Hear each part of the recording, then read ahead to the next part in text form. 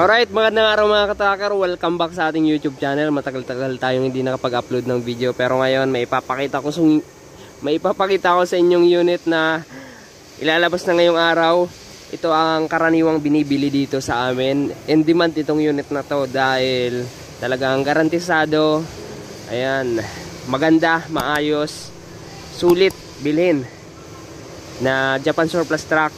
So ito ngayon ay ayan, recondition. So Isuzu Elf NKR, makitid po ito na aluminum close band body na may haba na 14 feet, 6-wheeler 4x2, naka-chrome yung muka, 'di ba? May plaka na nakarehistro, may windbreaker. Ayan, naka-chrome 'yan. Kulay puti ang kulay ng cab at ilalim naman kulay itim. Naka-silver paint yung mugs, yung steel rim na 5 stud. Ayan, naka drum brake sa harap, naka lip spring harap likod.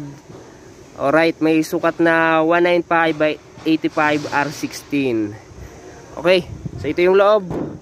Ayan, brand new yung dashboard, brand new stereo. Meron itong 5-speed manual transmission at naka high cab.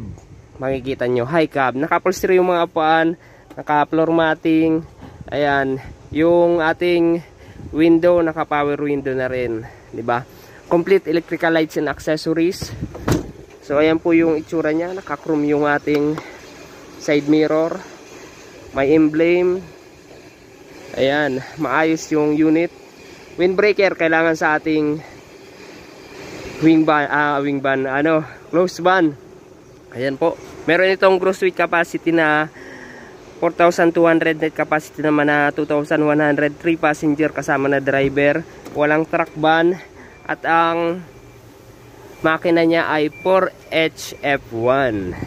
Ayan, 4HF1. Ito yung ating dashboard. All function yung gauge.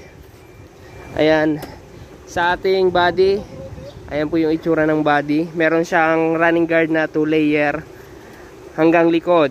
At merong 3 clearance light sa gilid, kabilaan, tapos sa itaas at kabila sa likod. Ayan, ito po ay fabricated dito sa amin. Ayan, fabricated po, gawa po dito sa aming planta. So brand new battery na rin, pinapalitan na namin yan. And then reserva meron na rin. Makakapal yung gulong. Ayan, Japan surplus. At meron itong lip spring sa likod na may auxiliary. Ayan. At dito sa likod, kung makikita nyo, merong lifter. Power lifter mga ka-tracker. Japan surplus din. So, ayan. Kinabitan namin ng Japan surplus na lifter. So, ito ay madali lang magkarga at diskarga. So, ayan. May mga grill yung ating tail light. Ayan po yung itsura niya. Ayan, di ba? Ang ganda. So, ayan mga ka-tracker, kung gusto niyo bumili ng ganitong unit, pumunta lamang kayo dito sa Calipil Marketing Corporation. Dito yan sa Barangay Mambugdos, Bacoor, Cavite. Or hanapin nyo lang ako dito kapag nag-visit kayo. Ako pala si Deo Nopia, ang ka-tracker nyo mga ka-tracker. So, ayan. So lahat ng system chine-check namin pang ilalim, and then tinetest drive din namin para malaman kung nasa roadworthy standard. Alright, so kung nagustuhan nyo itong video na to, paki-like, share, and mag-subscribe na sa aking YouTube channel. Paki-follow na rin yung aking FB page, Tracker Moto. Alright, so ang ganitong unit nagre-range to ng 780 to 850 pataas, depende sa nakakabit sa unit. Alright, so dito mga ka-tracker, lahat ng unit nire-recondition namin. Depende kung anong klaseng pagkaka-recondition yung gusto nyo at kung ano yung ipapalagay natin. So yun mga ka-tracker, open dito ng Monday to Saturday, 8 AM to 5 PM. Maraming salamat. Ayan, kung may tanong kayo, paki-comment sa baba. God bless. Bye-bye.